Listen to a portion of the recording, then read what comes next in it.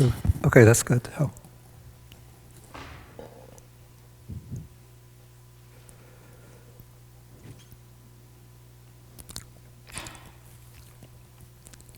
Okay, we start with the homage to the Buddha.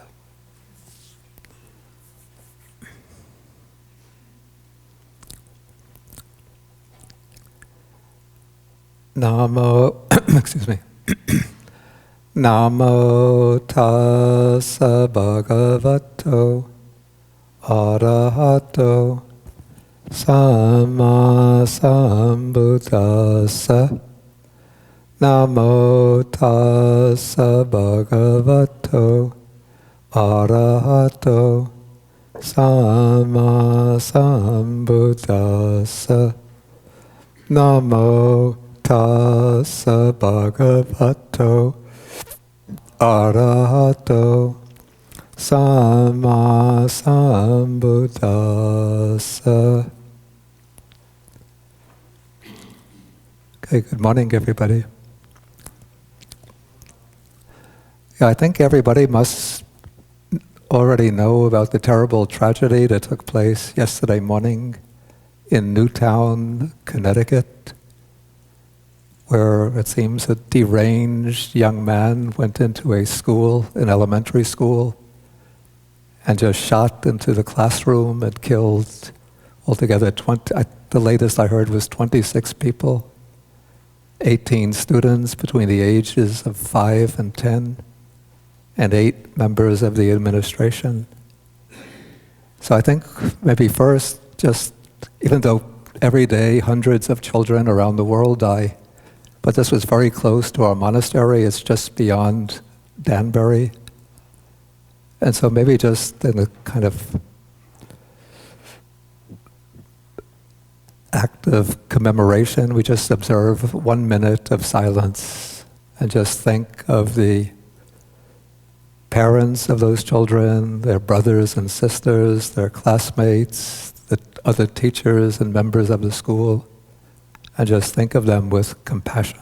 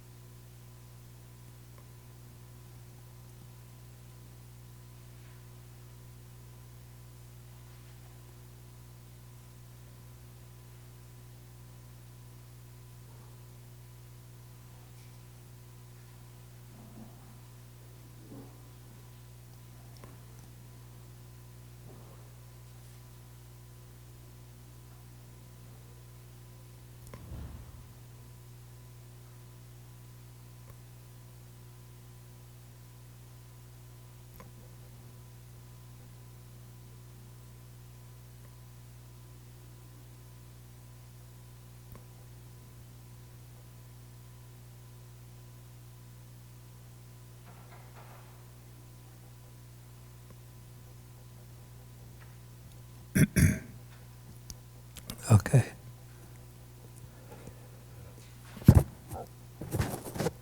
And it's not enough just to think about the children who died and about the surviving relatives, to think with compassion. But really what's been going on in this country it's been going on for years, but it's been especially increasing over the past year. It's really shameful and pitiful. And what we have to do every time this happens, always it's the right wing and the National Rifle Association comes out and says, it's not guns that kill people, it's people that kills people. It's people with guns that kill people. And guns are just so readily available in this country, anybody can go into a shop who doesn't have a criminal record, hasn't been spent time in a psychiatric clinic and purchase guns. And if you go onto Google and you put homicides in something like global comparisons, you'll see that in all the industrialized countries in the world, the United States is just right up, way, way beyond every other developed country. And then there's a chart that I saw last night, a kind of graph, which shows the relationship between numbers of homicides and strictness or laxity of gun regulations. And you could just, it plots the different countries along that chart, and you could just draw a line across the chart, and we'll show you that those countries that have the strictest gun regulations generally have the lowest homicide rate. And those countries that have the loosest gun regulations have the comparatively higher homicide rates. And the graph goes like this, but the United States, a line drawn through the graph would go like this, but the United States is not even along that line, but it's way up here.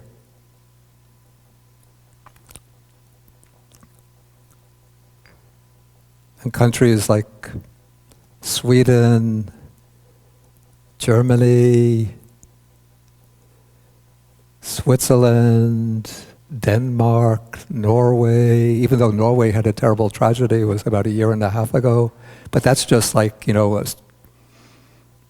extremely rare incident.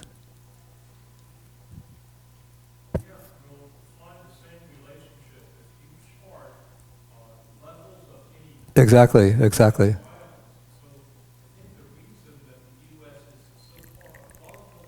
Yeah.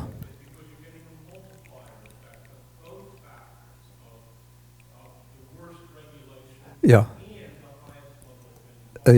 Yeah.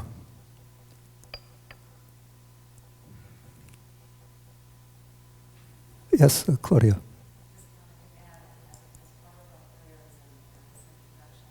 Maybe if you take the microphone then.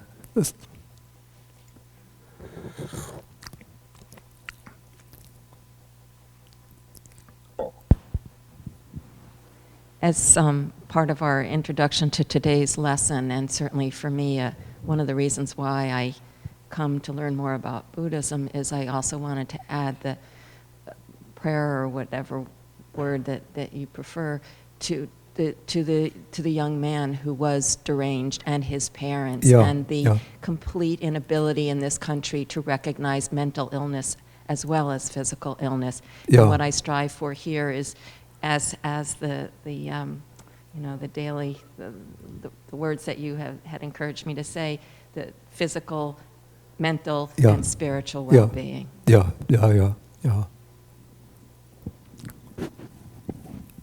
Yeah, and if I read the news correctly, what I understood was that the mother of that young man was a teacher in the school. No, that's not true. It turns out that it's not true. Oh, I see. So, Some volunteer work there. oh, she does volunteer. But the principal doesn't do it. Oh, but did he shoot his mother as well? Yeah. Oh, so he killed his mother. At home? Before he was Oh, I see.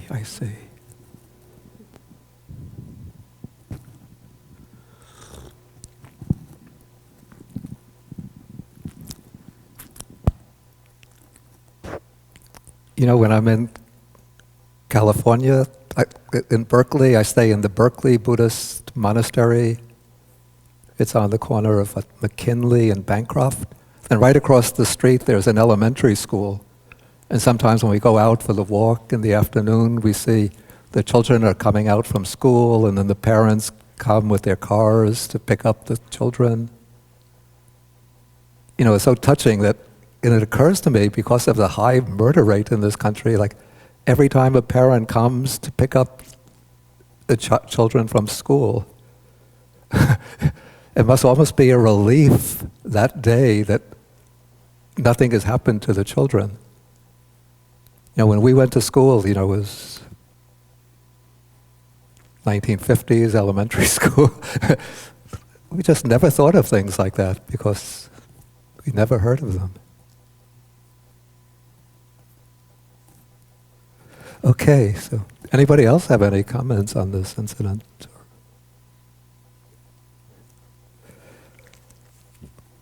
Okay, so let us then continue. Okay, see, we have been...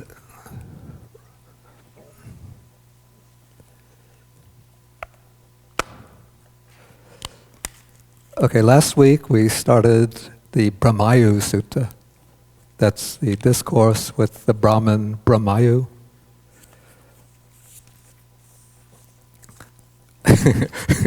And if you remember in the sutta, the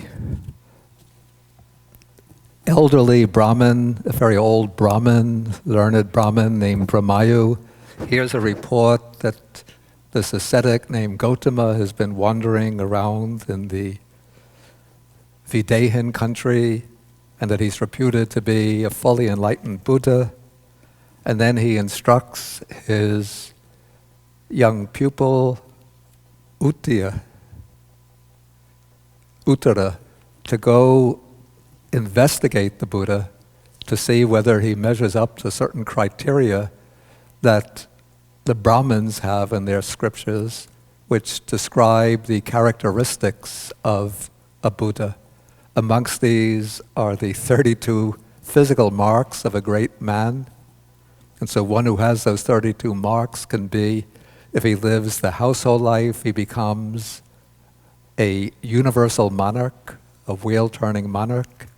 But if he leaves the household life and becomes a renunciant, then he will become a fully enlightened Buddha who will deliver the message of liberation to the world. So Uttara goes and sees the Buddha. He checks the Buddha's physical characteristics. He sees that he has the 32 marks. Then he follows the Buddha and sort of hangs out with him for 7 months so that he can observe closely his behavior. Then he comes back to his teacher, to his master, and he gives a full report on what he's observed about the Buddha's behavior. And that takes us to page 749. So when the Brahmin Brahmayu hears this report about the Buddha's conduct, then he kneels down to the ground, and then he recites 3 times the lines of homage to the Buddha. Namo tassa bhagavato arahato sammasambuddhassa. And then he expresses the hope that sometime in the future he might meet this master Gautama and have some conversation with him. And since Brahmayu is now 120 years old, he has to be hoping that will happen pretty soon because he doesn't have much time left himself.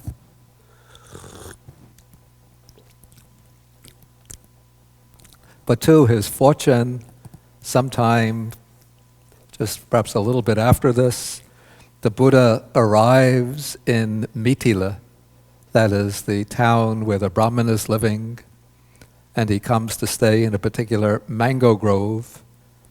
And so then the Brahmin householders of Mithila hear that the Buddha has arrived, and they all decide to go out and to pay homage to him. And the Brahmin Brahmayu also hears this report.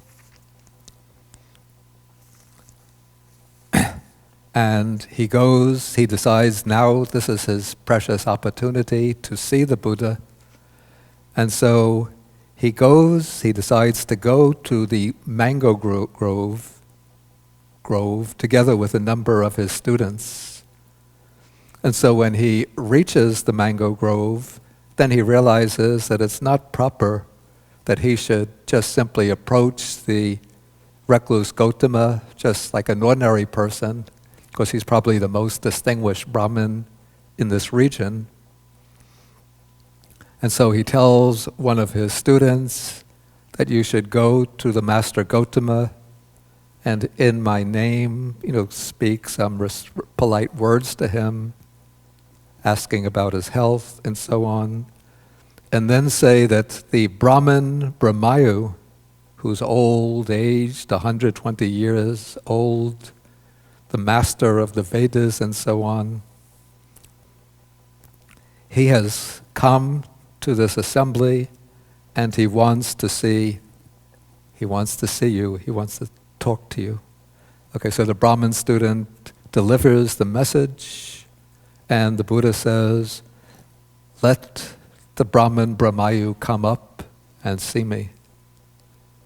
Okay, so the student reports this to the Brahmin Brahmayu, and the Brahmin Brahmayu goes up to the Blessed One. And as the Brahmin is approaching, everybody in the assembly knows that this is the very distinguished person, so they all make way for him. On the two sides of the assembly, they make way for him so he could pass right through at his ease. Okay, so then the Brahmin Brahmayu comes up to the podium, I guess, and then sits down next to the Buddha. They exchange greetings, and then he himself looks over the Buddha's body, even though he got the report from his student Uttara. But he wants to examine for himself. And so he looks over the Buddha's body and he sees what is said to be 32 marks of the great man on the Buddha's body, except for 2. He was doubtful about 2 of the marks and he could not decide about them. So the 2 marks are about the male organ being enclosed in a sheath and about the largeness, the length of the tongue. If you remember also, one of the 32 marks that I've always been puzzled by is that it said that his taste is extremely acute. I don't know how the Brahmin would observe somebody's faculty of taste. But anyway, then the Brahmin speaks to the Buddha in stanzas. Apparently, very learned Brahmins would have the ability to make up these verses right on the spot. I think it must be one of the arts in which they're trained. So he says, the 2 and 30 marks I learned that are the signs of a great man, I still do not see 2 of these upon your body, Gautama. Is what should be concealed by a cloth, hid in a sheath, O greatest of men, then though called by a word of feminine gender, this is the tongue. The tongue in Pali is, you see, unlike English, but similar to some European languages, Pali nouns have gender, that is masculine, feminine, neuter. And the tongue is, the word for tongue is jivha, with a long A, which marks it as a feminine noun. So he says, though called by a word of feminine gender, perhaps your tongue, the jivha, is a manly one. I guess a large tongue is supposed to be a manly mark. Perhaps your tongue is large as well, according to what we have been taught. Please put it out a little bit, and so, O seer, cure our doubt, for welfare in this very life, and happiness in lives to come. And now we crave for leave to ask something that we aspire to know. Okay, then the Buddha realized that the Brahmin was still puzzled by 2 of the marks. And so first, now he performs a feat of supernormal power such that the Brahmin Brahmayu was able to see that the Buddha's male organ was enclosed in a sheath. So apparently one could say about the Buddha, he wasn't Jewish.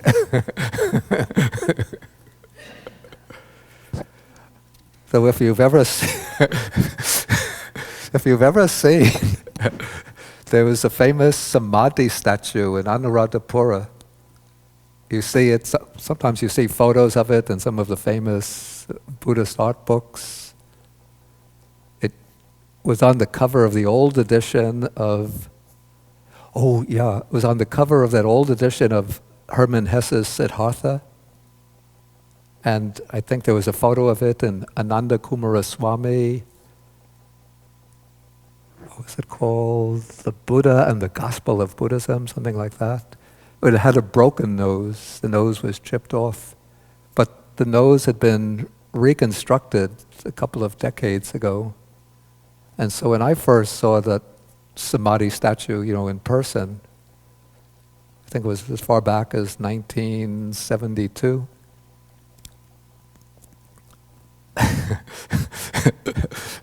The nose was reconstructed in such a way that when I first saw the statue, I thought, I knew it all along. He's Jewish.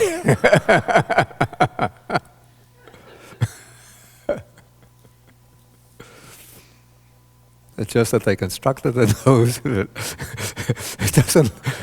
It doesn't look like an Indian kind of nose, but it protrudes like my old dentist nose. Okay.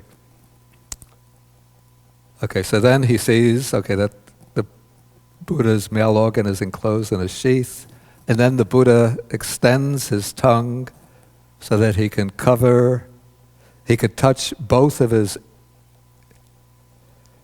ear holes and both of the nostrils and cover the whole of his forehead with his tongue. And then the Buddha addresses the Brahmin in verses. He says, the 2 and 30 marks you learned that are the signs of a great man, all on my body can be found, so Brahmin, doubt no more on that. Okay, so at this point, the Buddha has spoken, addressed the Brahmin's concern about what is the mark of a Buddha. So now at that point the Buddha is dealing at the level of the Brahmins, or he's speaking at the Brahmin's level of understanding. But now the Buddha is going to speak from his own level of understanding to tell the Brahmin what it is that really makes one a Buddha. So he says, what must be known, I've directly known. What must be developed, I have developed. What must be abandoned, I have abandoned. Therefore, Brahmin, I am a Buddha. I'll come back to this. But just then concluding, he says, for welfare in this very life and happiness in lives to come, I give you leave, so please ask whatever you aspire to know. Okay, the key to understanding the Buddha's conception of a Buddha is this middle verse. So what must be known, I've directly known. What is it that must be known? What is it that must be developed? What is it that must be abandoned? In fact, these 3 lines are in a sense alluding to a particular teaching of the Buddha. Exactly, it's the 4 Noble Truths. So what must be known that the Buddha has directly known is the Noble Truth of suffering. We could say all 4 Noble Truths together, but particularly we could say the Noble Truth of suffering. And then when you take the essence of the Noble Truth of suffering, what is sort of the core or essence of the truth of suffering?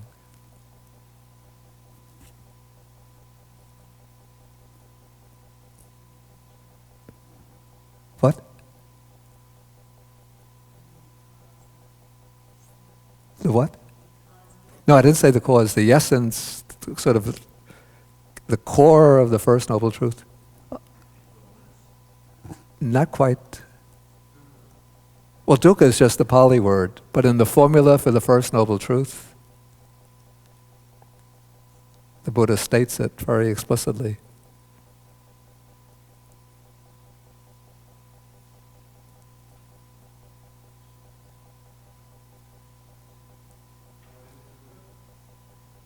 What is the essence, what is the core of the Noble Truth of suffering? Dukkha. Just in one phrase.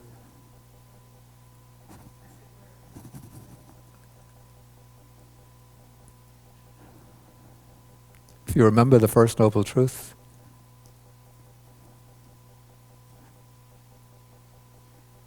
something that contains within itself all the different aspects of dukkha. No. I heard it from the back. Right, it's the 5 aggregates. So the Buddha has directly known, fully understood the 5 aggregates. If you remember in the first sermon, the first discourse, the Buddha says, this is the noble truth of suffering. This noble truth of suffering must be fully understood. This noble truth of suffering has been fully understood. So to fully understand the noble truth of suffering is to understand the 5 aggregates. And what does it mean to fully understand the 5 aggregates, in essence? To understand? Right, to understand the 5 aggregates in terms of the 3 marks. That first, what are the 5 aggregates? We have to get those down.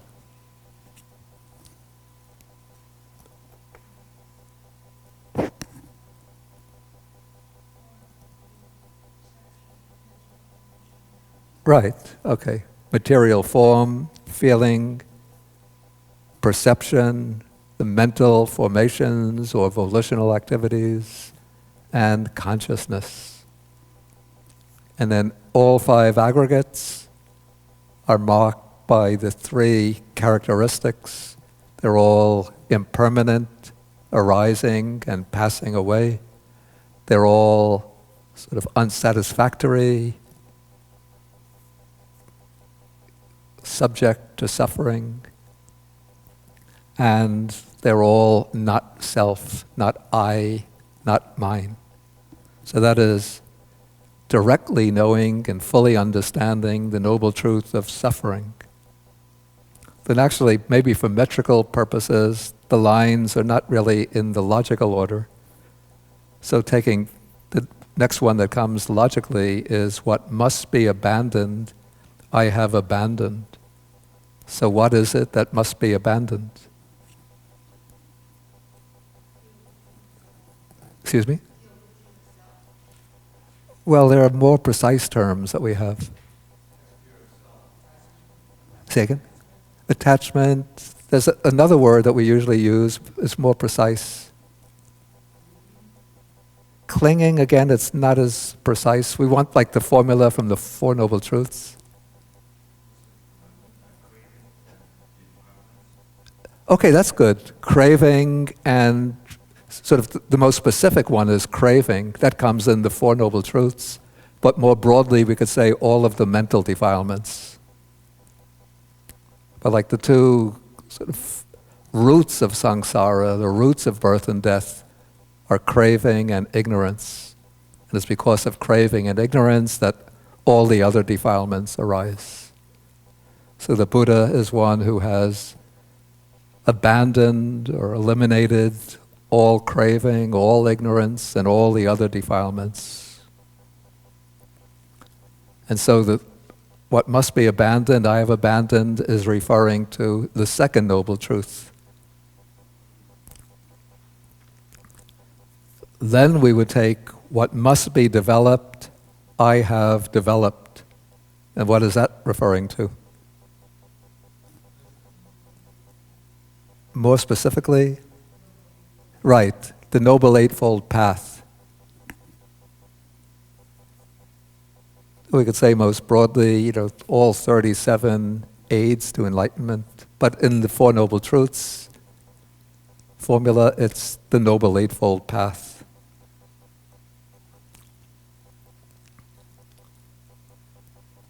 And then the one thing that's not mentioned here to fill out the Four Noble Truths, but is sort of implied, is what?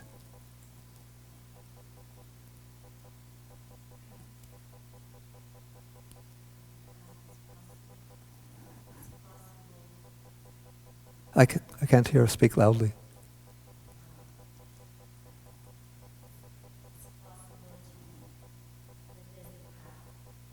We have the path already. Husband? Right, exactly. The cessation of suffering. So that is, what is to be done with regard to the cessation of suffering?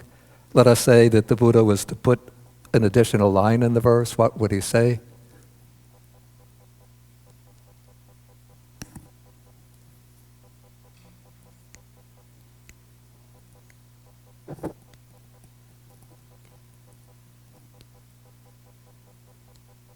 One word? What must be? It's not exactly enough. There's one word. Exactly. Very good. Excellent. Realized. He would say, what must be realized, that I have realized. Or what must be attained, that I have attained. Therefore, Brahman, I am an enlightened one. Okay, and then, so we could say that the Buddha is, whereas the Brahmin is thinking in terms of physical characteristics, the Buddha is speaking in terms of his realization, that realization of the Four Noble Truths that makes him awakened, enlightened. Okay, and now he speaks to the Brahmin and he gives him this kind of open invitation. Whatever you wish to know, please ask.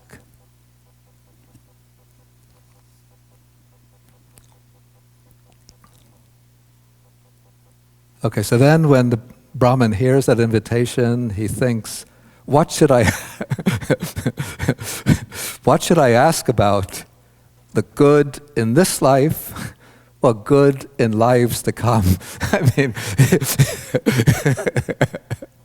here I am at the age of 68. If I had that choice, I'd ask about I don't have that much time.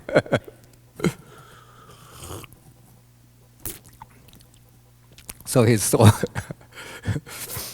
almost twice as old as I am. And then he realizes, he thinks, I am already skillful, I already know about the good in this life. And even other people ask me about what's good in this life. Let me ask him about what is good in lives to come. Okay, now this is interesting in that the Brahmin is going to ask the Buddha questions using words that signify what we call the ideal Brahmin within their own system. So he says, I wonder whether this is not, I would call this a staged dialogue, or something composed by the compilers, because it seems a little bit, too artificial to believe that the Brahmin is really asking this. It's almost like a Brahmin setting up the Brahmins as a straw man, or the Brahmin ideal as a straw man to be knocked down by the Buddha through reinterpretation. So he says, how does one become a Brahmin? What is the real meaning of a Brahmin? How does one attain to knowledge?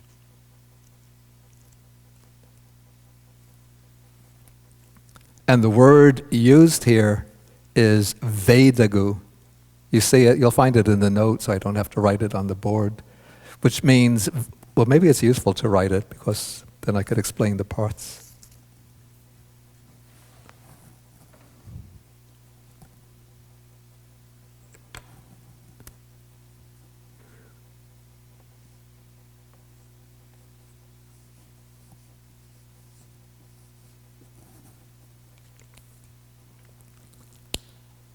You see, the sacred scriptures of the Brahmins were called the Vedas. In Eastern India, in the Buddha's time, they had 3 authoritative Vedas. The Rig Veda, the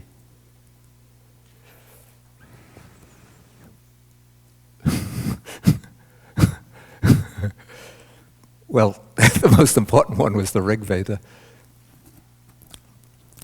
Okay, and then the task for a Brahmin, the training of the young Brahmin, was to memorize the Yajur Veda. That was the second. The Rig Veda, the Yajur Veda. Anybody would know the third Veda? Okay. So the task for a young Brahmin was to memorize the Vedas and to be able to answer any questions about the meaning of the Vedas. And so when one fully masters the Vedas, then one becomes known as Vedagu.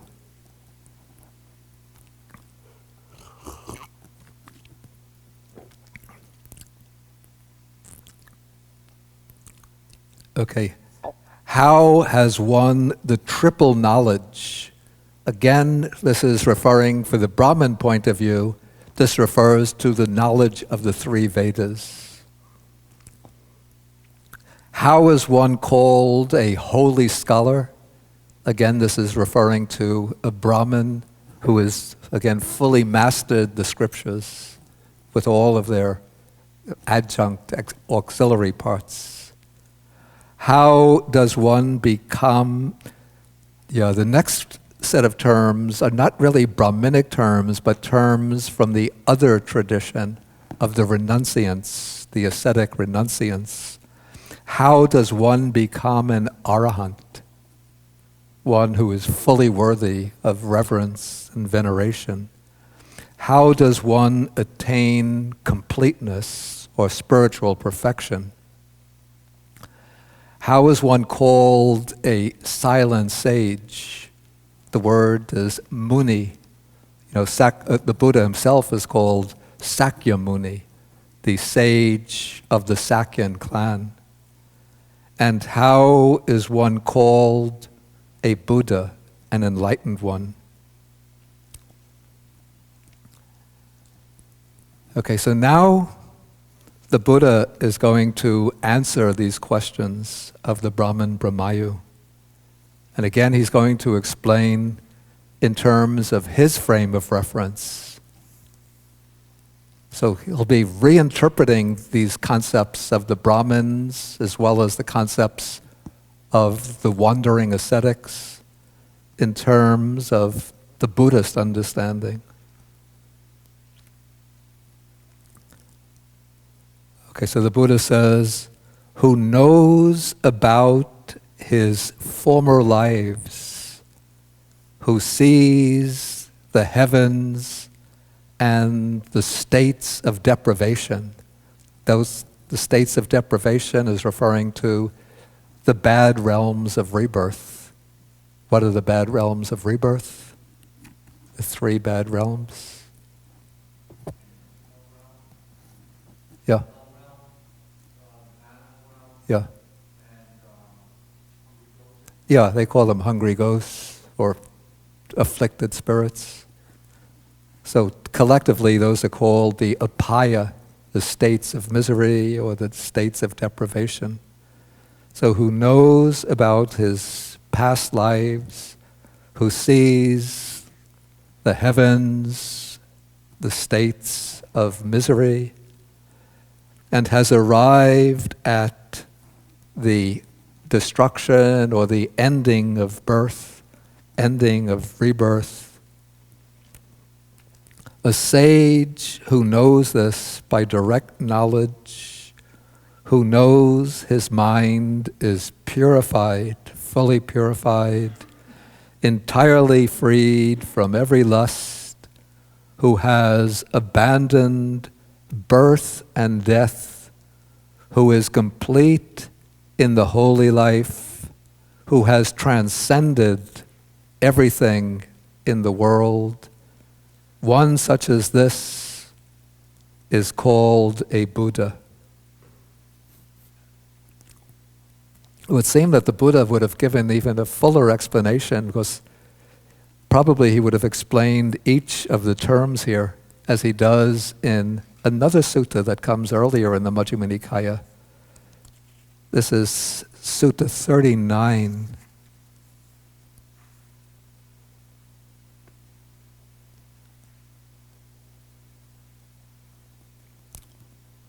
If you go to page 370,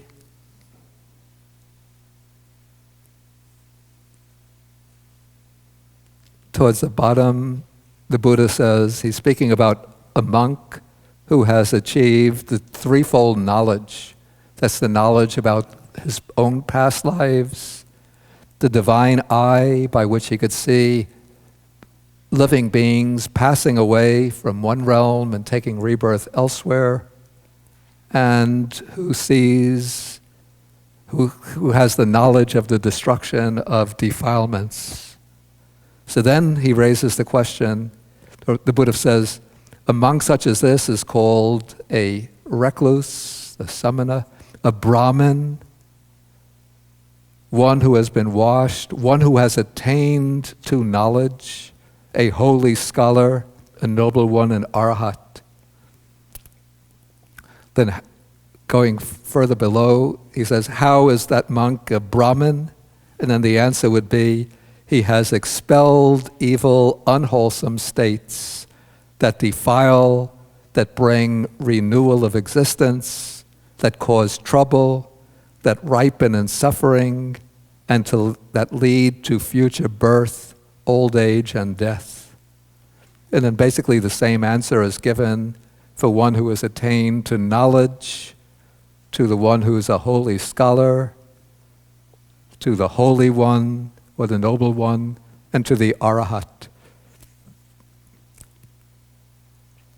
Okay, but in the Brahmayu Sutta, the Buddha is answering, you take the first 3 lines, who knows about his former lives. What is that referring to? Specific reference.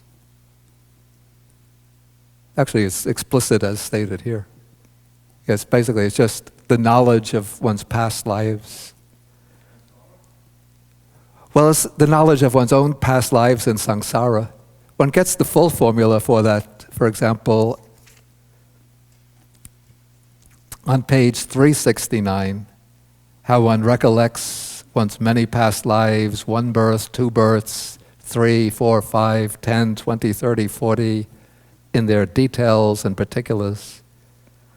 Okay, then the second line, who sees the heaven in states of deprivation, that's referring specifically to the divine eye through which one could see other realms of existence.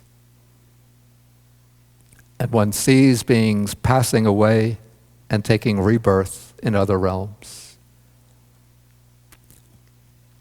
And then the third line, who has arrived at the destruction or the ending of birth, that's referring to the third knowledge, the knowledge of the destruction of defilements.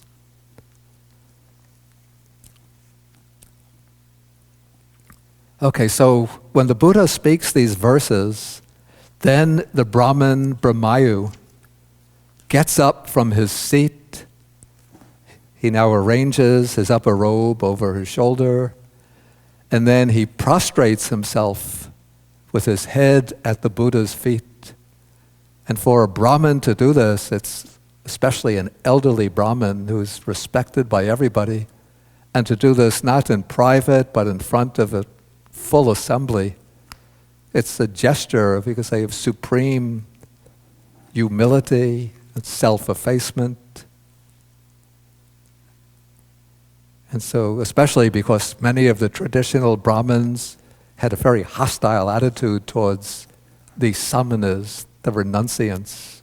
They would disparage them and call them worthless baldy heads. And sometimes they would refuse to give the Buddha and the monks food when they went on alms round. But here this Brahmin Brahmayu, through the Buddha's verses, he realizes that this is a man who's achieved the goal that we ourselves have been striving for without attaining. And so he bows down at the Buddha's feet, and then he kisses the Buddha's feet and caresses the Buddha's feet with his hands, and then he pronounces his own name and says, I am the Brahmin Brahmayu, Master Gotama. I am the Brahmin Brahmayu, Master Gotama. Again, that further emphasizes this humility and recognition that the Brahmin is giving to the Buddha as being truly an enlightened one. And so everybody in the assembly is then struck with wonder and amazement at how the Brahmin is making this display of humility. And I think that the recluse Gotama must be one of great power and great might. So they're still thinking in somewhat materialistic terms, maybe at a more spiritual level, but they think in terms of power and might rather than wisdom and virtue. Okay, so the Buddha then, at this point, he invites the Brahmin again to take a seat. And then the Buddha gives him now progressive instruction. You see, when the Brahmin bows down to the Buddha and venerates him, the Buddha now realizes that his mind is sort of opened up. You know, he's free from the blockage of conceit, the blockage of resistance, but he's opened himself to the Buddha, and his mind has become settled, confident, trusting. And so the Buddha realizes that he's open to instruction. And so the Buddha starts to give him a progressive discourse. First, he speaks about the benefits of giving, generosity, the benefits of virtue, observing the principles, the precepts of goodness. He talks about the working of karma, the different realms of existence, the heavenly worlds. And then he explains the danger, the degradation, defilement in sensual pleasures, and the blessings of renunciation. And then when he knows that the Brahmin's mind is ready, receptive, free from the hindrances, elated and confident, then he expounds the teaching special to the Buddha, or to the Buddhas, that is, the Four Noble Truths of suffering, its origin, its cessation, and the path. And then the text says that just as a clean cloth with all of the marks or all stains and,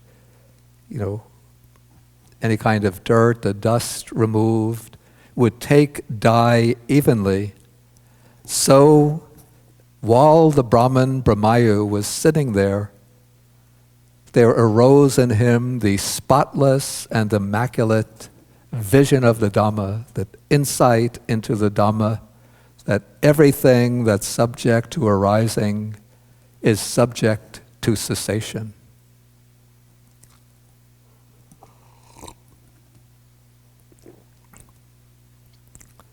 And then, right on that spot while sitting there, it said the Brahmin Brahmayu saw the Dhamma, attained the Dhamma, understood the Dhamma, fathomed the Dhamma. He crossed beyond doubt, did away with perplexity or confusion. He gained, I should have changed this word, intrepidity. This means, we say, self-confidence. And he became independent of others. Again, this is a weird expression. Became independent of others in the teacher's dispensation. This is what I call singlish dispensation. See, when I was in Sri Lanka, sometimes sometime in the 19th century, some English-educated Sri Lankan Buddhists came up with a word for sasana, dispensation. And sort of when I was in Sri Lanka, I sort of bought into that word. And in editing this, I think I didn't realize that nobody in America, England, Australia, Canada, or English-educated people in any other country in the world is going to know what is meant by dispensation. But the word sasana is simply teaching. So he became independent of others in the teacher's teaching, the teaching of the master, you could say. Richard? Well, I think the term dispensation is taken Catholic theology to signify the difference between time before Jesus and after Jesus. That the new dispensation is the time when the gospel is available. Yeah. Yeah. But it would take... The old dispensation, making the analogy, the Old Testament is analogous to Hinduism, the new dispensation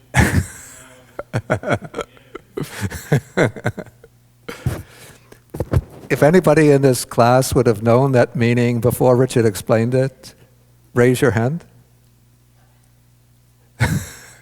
Yeah, so I mean, it's just, I think probably the Sri Lankan person who coined that expression, there was like a whole contingent of Sri Lankans whose families during the time of the Portuguese conquest had converted to Catholicism.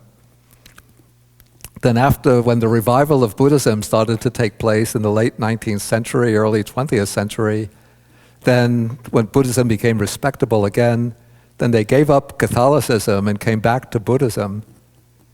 Yeah. the term comes from the idea of dispensation of grace. Yeah. The idea was that before Jesus, nobody could be saved. Yeah. And then God dispensed his grace. Yeah. So Yeah. we're applying the same term. Yeah. Yeah. The Buddha makes light and enlightenment available. Yeah. It's a new dispensation. Yeah. Yeah. Yeah. But the Pali word is sasana, which, I mean, literally it's a little more elevated than teaching in English.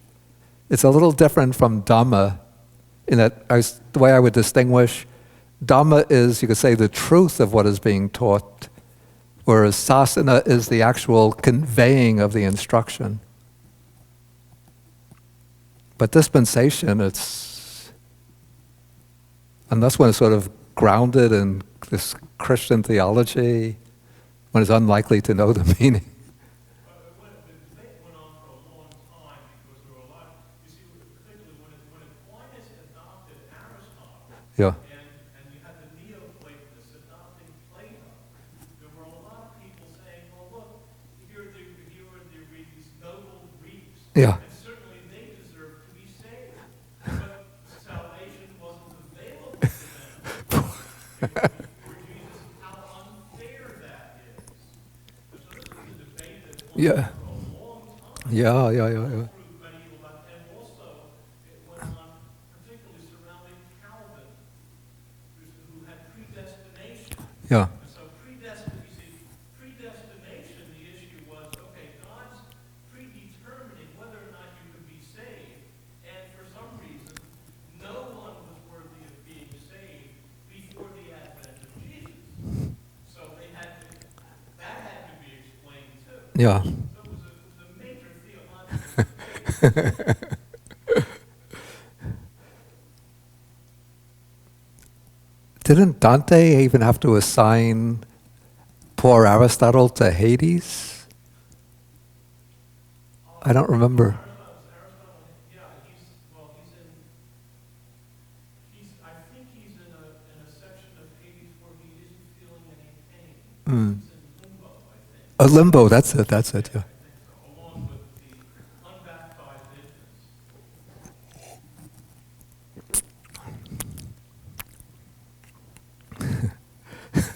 Okay, so this is dispensation. So all of this long sentence here is indicating that What is being indicated here by this expression?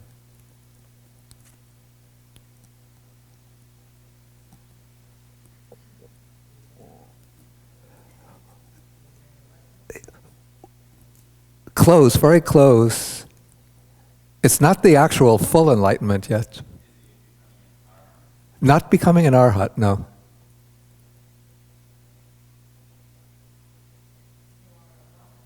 Excuse me?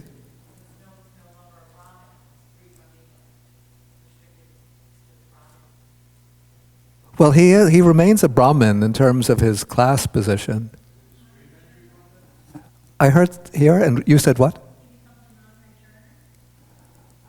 That's not yet explicit. What's not yet explicit is the level that he's attained. But he's attained sort of definite, let's say he's entered the definite path leading to full liberation. At least stream entry. It doesn't specify exactly what stage he's reached yet. But when you see this formula, you know that the person who's reached it is at least a stream enterer, which means that one has entered the stream to full enlightenment, but not yet reached the final goal.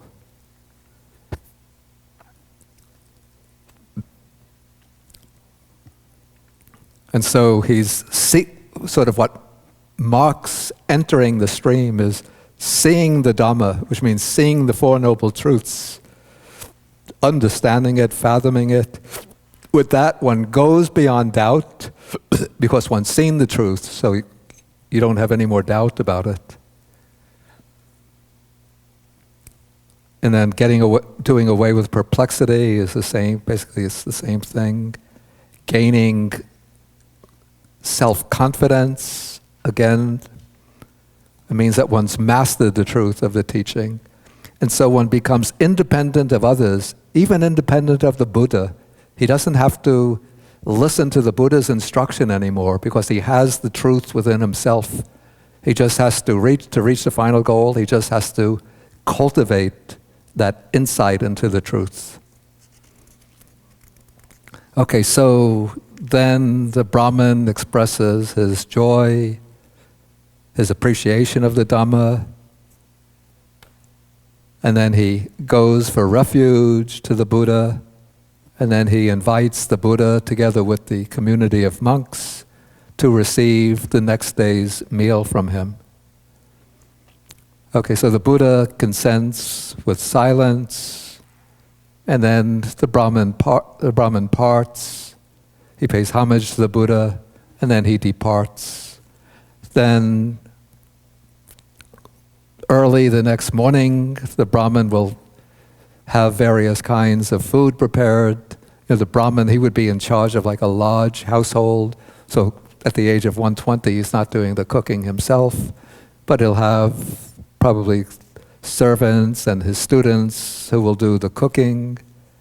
And then when the meal is all ready, he announces the time to the Buddha, and then the Buddha, together with all of the monks, go to the Brahmin's residence. They sit down, they take